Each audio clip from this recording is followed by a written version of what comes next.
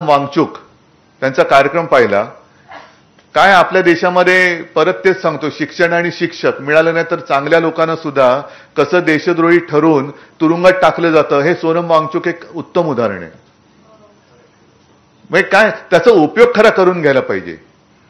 ते म्हणतायत काय त्याच्याकडे दुर्लक्ष करून नको तो त्याच्या कपाळावर शिक्का मारून दिला, आतमध्ये टाकून किती दिवस सडतील आतमध्ये देव जाणे. पण अशी माणसं आपल्या देशात आहेत. आणि त्यांनी जे सांगितलं की ते कुठे लेह लडाखमध्ये राहतात, त्यांचा जन्म तिकडे झाला, गावामध्ये शाळा नव्हती. आणि गावात शाळा नव्हती तर त्याचं त्यांनी काय म्हटलं की त्याचा फायदा असा झाला की माझ्या आईनी मातृभाषेमध्ये अनेक गोष्टी मला शिकवल्या, याचा उपयोग मला आत्ता होतोय. आणि कसा फरक पडतो, आपण जे काय म्हणतो A for apple, B for bat, अमुक तमुक तमुक, तर आमच्याकडे ए फॉर फॅनच नाहीये, तर दाखवणार काय? फॅनच नाहीये.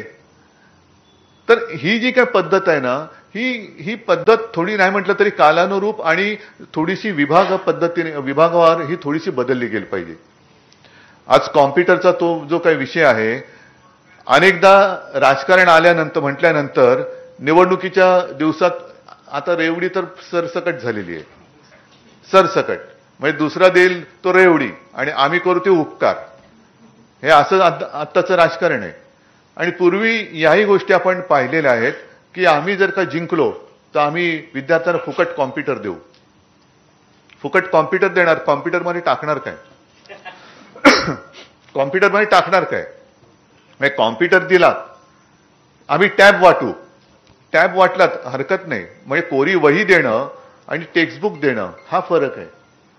एखाद्याला कोरी वही दिली तो वही काय करेल, कदाचित पावसाळा आल्यानंतर पानं फाडून होड्या करून सोडू पण शकतो तो, पण वहीमध्ये लिहिणार काय?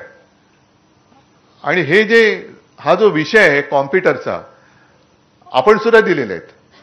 अगदी मला वाटतं 2014 साली असेल, 2014 साली आपण टॅब दिले होते, टॅबलेट. आता त्या टॅबमध्ये काय केलं होतं आपण? कारण तुम्हाला हेही आठवत असेल की शिवसेना प्रमुखांचं एक स्वप्न होतं की मुलांच्या पाठीवरचं दप्तराचं ओझं हे कमी करणं. मग अनेकदा ते त्यांची व्यथा सांगायचे की अरे मुलं आहेत का गाढवं आहेत ओझी वाहणारी, हे ओझ्याने वाकून जात आहेत. आणि शिवाजीराव भोसलेंचं एक भाषण मी जे ऐकलं त्याच्यामध्ये त्यांनी जे प्रश्न विचारले उत्तर नाहीत आपल्याकडे. छत्रपती शिवाजी महाराजांनी तोरणा जिंकला वयाच्या कितव्या वर्षी? 16व्या वर्षी. ज्ञानेश्वरांनी ज्ञानेश्वरी लिहिली वयाच्या कितव्या वर्षी? 16 वर्षी. आणि 16व्या वर्षी आपल्या आत्ताच्या युगातला मुलगा काय करतो? त्याच्या पाठीवरती किती ओझं टाकतो? तो त्या ओझ्याने एवढा वाकलेला असतो की तो त्याच्यातच पिचून गेलेला असतो. म्हणजे ज्या वयामध्ये या छत्रपती शिवाजी महाराज असतील, ज्ञानेश्वर असतील, ह्या सगळ्यांनी चमत्कार केले, एक अद्भुत पराक्रम गाजवला, त्या काळामध्ये आपल्या काळातली मुलं ही पिचून गेलेली आहेत. मग ती उठून उभी राहणार कधी? त्याच्यातनं बाहेर पडतात ते एकदम कॉम्पिटिशनच्या जगामध्ये पडतात बाहेर, त्याच्यामध्ये त्यांची दमछाक होते. बरं, पालक सुद्धा असे असतात की एवढे विषय नाही शिकला तर आपला मुलगा किंवा आपली मुलगी ही स्पर्धेत मागे पडेल. त्याच्यामुळे सगळं काही हे त्याच्यावरती आपण लादण्याचा प्रयत्न करत असतो. आणि हे सगळं शिकत असताना मध्येच एखादा कोणतरी वैभव सूर्यवंशी सेंचुरी मारतो का परत झालं, त्याची आई त्या मुलाला आवड आहे की नाही, बॅट बॉल सगळं घेऊन पॅड बीड घेऊन क्रिकेटच्या कोचकडे आमच्या मुलाला सुद्धा वैभव सूर्यवंशी करा. एखाद्याने कुस्ती खेळली, कुस्ती, एखाद्याने बॅडमिंटन. मग ह्या सगळ्या स्पर्धेच्या युगामध्ये मूळ जे आपलं आहे ते विसरून जातो. आणि मग पाठीवरच्या दप्तराचं ओझं ज्याचा उल्लेख मी मगाशी केला, सुदैवाने नंतर काय झालं की टेक्नॉलॉजी, ह्या सगळ्या टेक्नॉलॉजीचा हा सगळा आपल्याला फायदा करून घेता आला पाहिजे. टेक्नॉलॉजी एवढी चांगली सुधारली की 2014च्या निवडणुकीच्या काळात मी एक प्रेस कॉन्फरन्स घेतली शिवसेना भवनमध्ये. आणि तिकडे 8वीचं एक दप्तर ठेवलेलं भरलेलं पूर्ण. आणि मी प्रेसमधले असे सगळे प्रेसवाले होते, त्याने एकाला बोलवलं, त्यानं म्हटलं जरा हे दप्तर उचलून दाखव रे. तर त्याने उचललं. तो म्हणलं नाही हे जड आहे. म्हटलं जड आहे ना, मग मी खिशात हात घातला आणि एक SD कार्ड काढलं आणि हे उचल. तो हे काय SD कार्ड आहे? म्हटलं हे सगळं दप्तर त्याच्यामध्ये, तो सगळा अभ्यासक्रम आहे तो त्या SD कार्डमध्ये मी टाकला होता. आणि ते SD कार्ड आपण त्या टॅबमध्ये टाकलं. म्हणजे 8वी ते 10वी दरवर्षी आपण महापालिका शाळेत सुरू केलं होतं. आता सुरू आहे की मला कल्पना नाही, कारण गेले 3-4 वर्ष महापालिकेचा बाप कोण आहे तेच कळत नाहीये. महापालिकेमध्ये काय चालले, लुटालुटीच कोणाला कळत नाहीये. तर आपण ते दिलं आणि त्याच्यामध्ये सगळी शाळेची आपली अभ्यासक्रमाची पुस्तकं होती, ई लर्निंग होतं, त्याच्यानंतर काही प्रश्न पत्रिका होत्या, ह्या सगळ्या गोष्टी आपण त्याच्यात दिल्या होत्या. आता ई लर्निंगमध्ये मला वाटतं अभ्यंकर साहेब हे आता शक्य असेल तर बघा की काही गोष्टी ह्या अॅनिमेशनने तिकडे दाखवल्या होत्या. आपण सांगतो, तुम्हाला सुद्धा त्याचा अनुभव असेल की एखादी गोष्ट वर्णन करून सांगितलं ती कळत नाही, पण प्रत्यक्ष दाखवणं शक्य नसतं. मग अॅनिमेशननी जर का दाखवली तर ते आपल्याला मुलांना पटकन कळतं, अरे हा हे असं आहे. तर ते जे काही ई लर्निंग आहे ह्याचं सुद्धा फार महत्व आहे. आता ह्या टॅबलेटमधनं आपण ते केलं.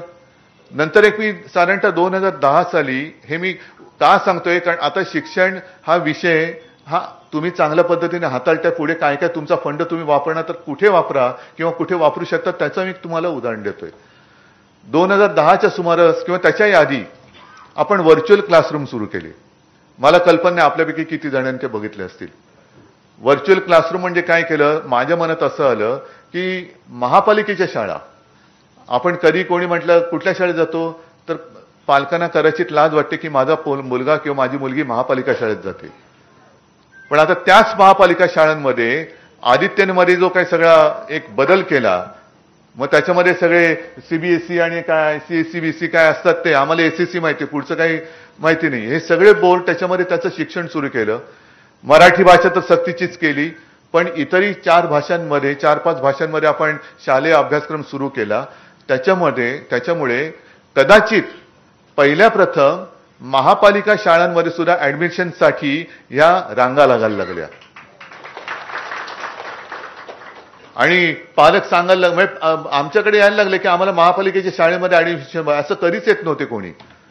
सगळे मोठमोठ्या शाळांमध्ये सांगत होते की आम्हाला तिकडे जरा लावा न बसेला, आमच्या मुलीला ऍडमिशन पाहिजे, महापालिका शाळेत ऍडमिशन पाहिजे. का? कारण आपण शिक्षणाचा दर्जा सुधारला, महापालिका शाळेंची सुद्धा चांगली डागडुजी केली आणि त्याला वरून आपण काय नाव ठेवलं, मुंबई पब्लिक स्कूल. जाऊन बघा. तर त्याच्यामध्ये सुद्धा महापालिकेमध्ये सुद्धा काही चांगले शिक्षक आहेत. मग महापालिका तेव्हा आपल्याकडे होती. मी आयुक्तांशी बोललो, सगळ्यांशी अधिकाऱ्यांशी बोललो, शिक्षण अधिकाऱ्यांशी बोललो आणि त्यांना सांगितलं की तुम्ही आता आपण हा मर्यादित स्वरूपात करूया. 10वीच्या विद्यार्थ्यांना तुम्ही 10वीचे जेवढे वर्ग आहेत त्याच्यात तुम्ही तुमच्या शाळांमधला प्रत्येक विषयातला एक तज्ञ चांगला शिक्षक निवडा आणि एकच शिक्षक, त्याला आपण एक स्टुडिओ करून दिला आणि स्टुडिओतनं तो त्या 10वीच्या विद्यार्थ्यांना तो शिकवायला लागला सगळ्यांना. म्हणजे शिक्षणाचा दर्जा आपण उंचावून समान करण्याचा हा एक प्रयत्न केला. आणि हा नुसता शिक्षक म्हणजे टीव्ही सुरू केल्यानंतर जसं चालतं तसं नाही, तर दोन्हीकडनं संभाषण. म्हणजे त्याचं शिकून झाल्यानंतर शाळेप्रमाणे तो शिक्षक विचारायचा, ह्या शाळेत कोणाला काही प्रश्न आहे का, तो प्रश्न सगळ्या मुलांना ऐकायला जायचं, त्याचं उत्तर सगळ्यांना ऐकायला जायचं. आणि ही पद्धत मला आठवतंय की जेव्हा त्याचं आपण उद्घाटन केलं, कोणाला बोलवायचं तर डोक्यामध्ये विचार आला, नाव आलं डॉक्टर रघुनाथ माशेलकर. आता माशेलकर साहेबांशी बोलणार कोण, कारण मोठी माणसं आहेत, बिझी आहेत. मग त्यांना फोन केला आणि त्यांना फोन करून असं सांगितलं की माशेलकर साहेब एक कार्यक्रम असा आहे तर आपण यावं अशी आमची एक इच्छा आहे. तर मला त्याने सांगितलं की ठीक नाही मी येणार, पण मला जरा वेळ आणि कार्यक्रम काय आहे ते दिवस आणि वेळ जरा सांगाल तर बरं होईल. म्हणून माझ्याबरोबर मला वाटतं आदेश बांदेकर होते. आदेश बांदेकरना म्हटलं आदेश जरा तुम्ही प्लीज समजून सांगा. आदेशने त्याला एक 2-3 मिनिटं समजून सांगितल्यानंतर आदेश अरे नाही थांबा तुम्ही उद्धवजींशीच बोला. म्हटलं काय झालं, चिडलेत, काय झालं. तुम्ही फोन घेतला, मला म्हणाले उद्धवजी तुम्ही विश्वास ठेवणार नाही, जे मी आता लिहितोय ते तुम्ही करताय, मी आता माझी डायरी बघणार नाही, मला वेळ आणि ठिकाण सांगा, मी आलो. आणि ते आले. तर ह्या सगळ्या ज्या काही गोष्टी आहेत ना, ह्या आपणच पुढे नेल्या पाहिजेत. कारण हे सगळं मी आधुनिक तंत्रज्ञान तुम्हाला सांगत असताना 15 दिवसापूर्वी जे मी मराठवाड्यात फिरलो, मराठवाड्यामध्ये तुम्हाला माहिती आहे तसं गेल्या वर्षी महाराष्ट्रभर आपत्तीच आली. म्हणजे एवढा पाऊस पडला की यापूर्वी म्हणजे मराठवाड्यातले साधारणतः 70-80-90 वर्षाचे शेतकरी मला सांगत होते की एवढा